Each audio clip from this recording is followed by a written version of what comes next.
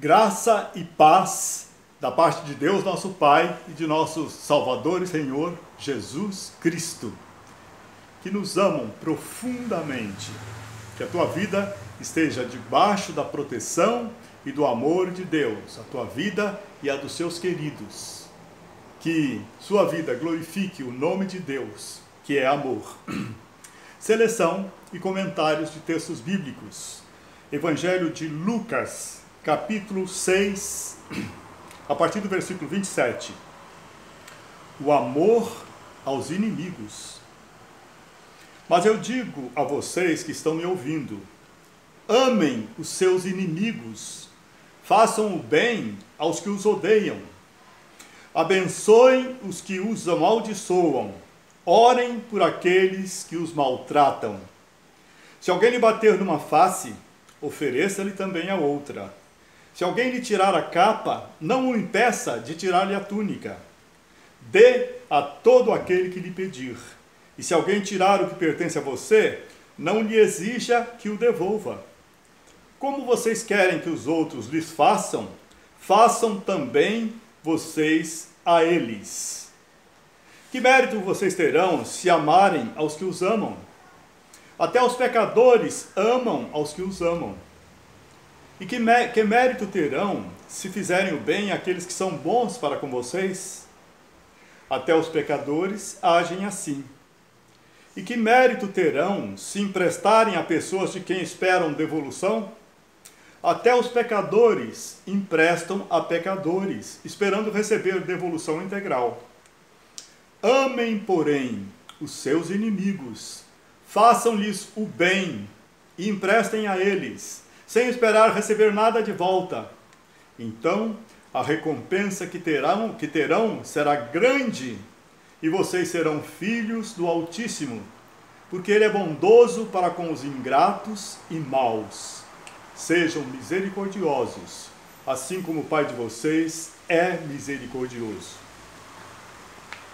O nosso Deus é amor, e Ele quer nos inundar, nos encher do seu amor, através do seu Santo Espírito, para que nós possamos ser instrumentos da sua graça, um favor que ninguém merece, que sejamos instrumentos da sua graça.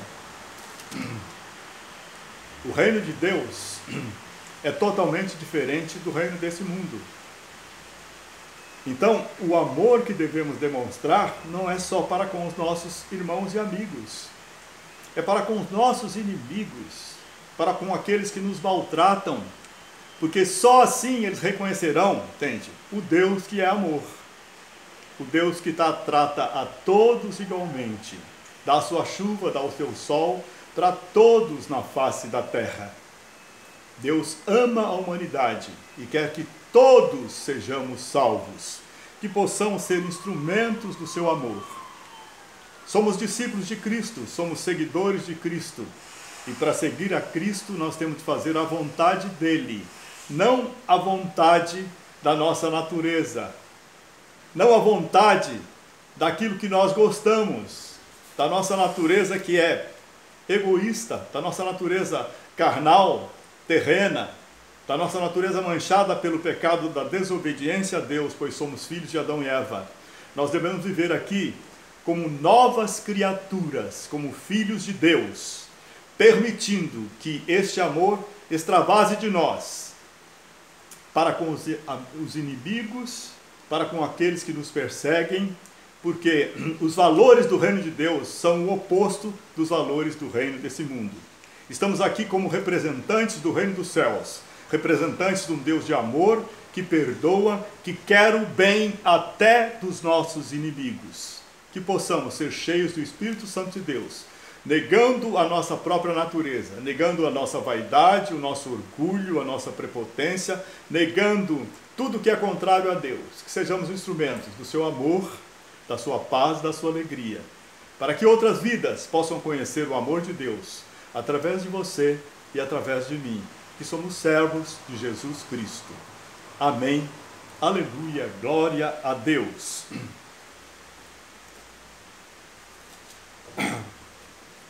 Ainda no capítulo 6 de Lucas, a árvore e seu fruto.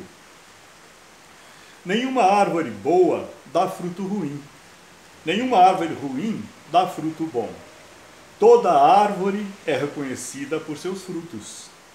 Ninguém colhe figos de espinheiros, nem uvas de ervas daninhas.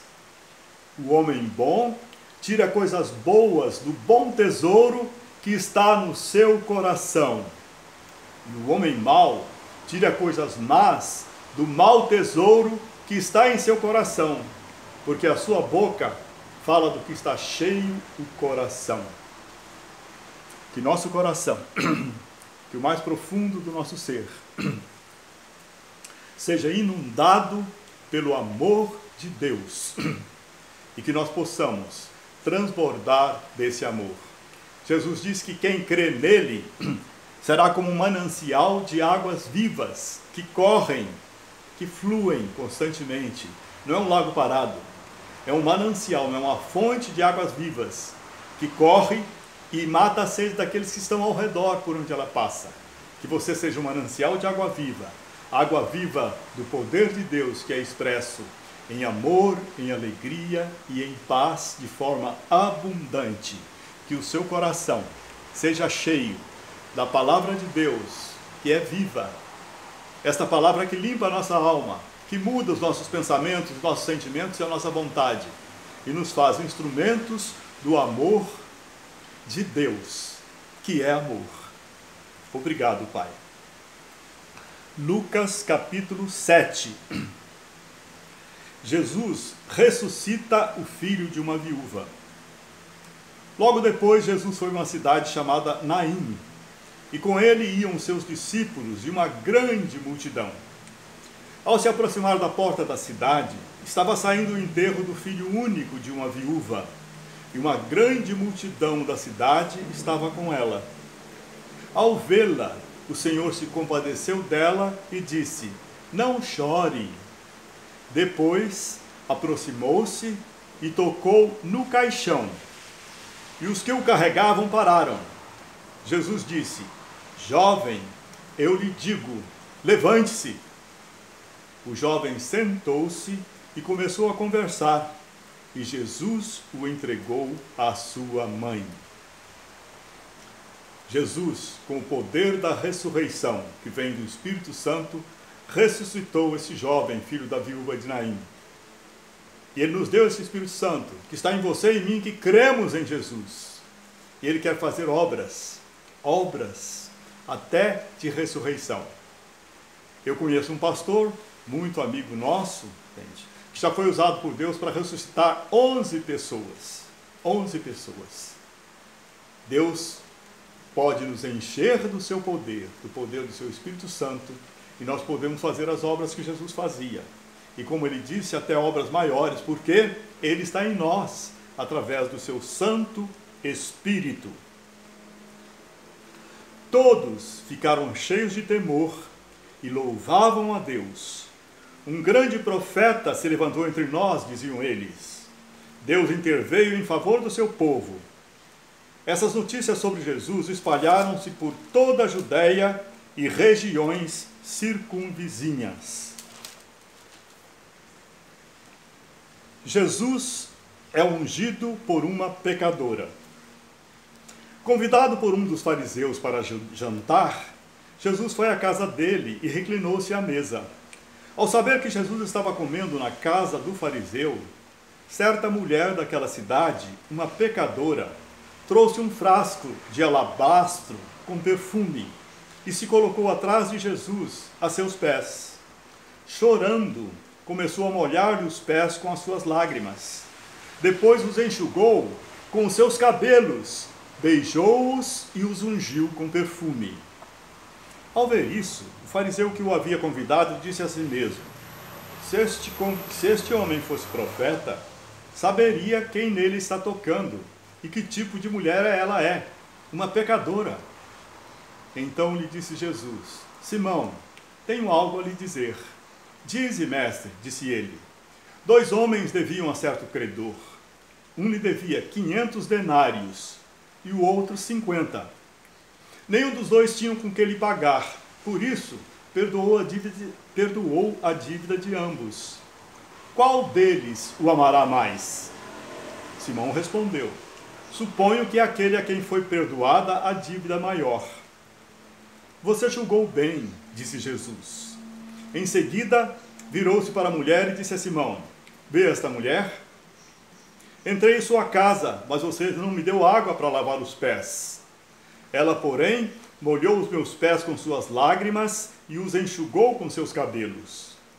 Você não me saudou com um beijo, mas esta mulher, desde que entrei aqui, não parou de beijar os meus pés. Você não ungiu a minha cabeça com óleo, mas ela derramou perfume nos meus pés. Portanto, eu lhe digo, os muitos pecados dela lhe foram perdoados, pois ela amou muito. Mas aquele a quem pouco foi perdoado, pouco ama. Então Jesus disse a ela: seus pecados estão perdoados. Os outros convidados começaram a perguntar: quem é este que até perdoa pecados? Jesus disse à mulher: sua fé a salvou. Vá em paz. Quanto você ama a Jesus? Quanto você ama a Jesus? Ele era homem como você e Deus como Deus. Filho do homem por parte de Maria, sua mãe, e filho de Deus por parte do Espírito Santo.